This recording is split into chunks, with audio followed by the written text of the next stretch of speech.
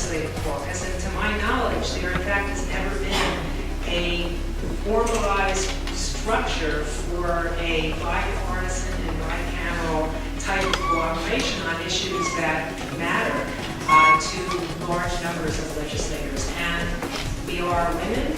Women's health matters enormously to us, to our constituents, and to everyone who lives in this state. Are we losing positions, and if in fact we are, in what areas are we losing them?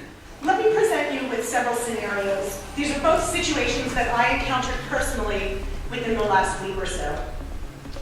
One is a woman who arrived at Morristown Memorial Hospital where I practice, pregnant with her first baby, in labor. She had no prenatal care at our hospital and had had 2 visits elsewhere. We had no access to her records when she came into labor and delivery. She was delivered by one of our obstetrician gynecologist residents, supervised by our attending physician. Later, she had some complications, which were treated by a different set of physicians because the original physicians had gone off shift and left the hospital.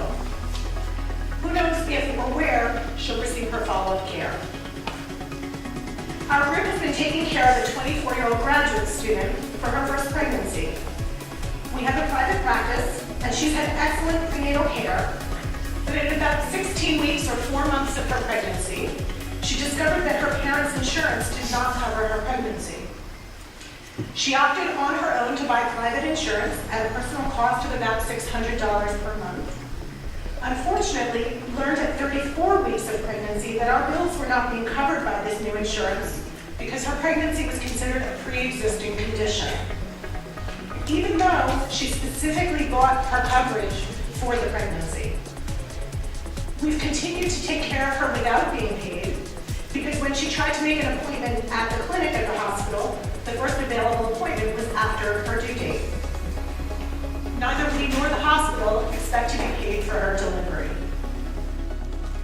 According to the March of Dimes statistics, in an average week in New Jersey, 2,200 plus babies are born, 819 of them by cesarean section, which is a rate of 37%, and is among the 1 or 2 highest rates in the entire nation.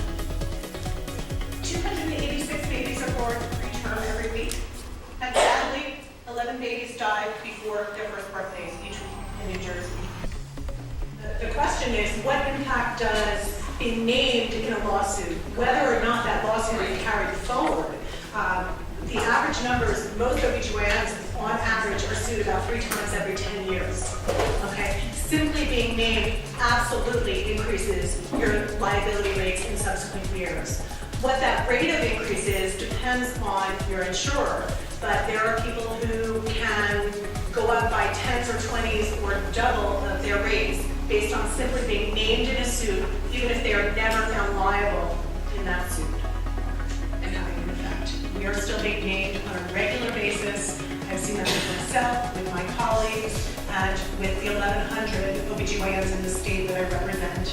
And it's very challenging, both mentally and financially, even just having your name placed on a piece of paper and then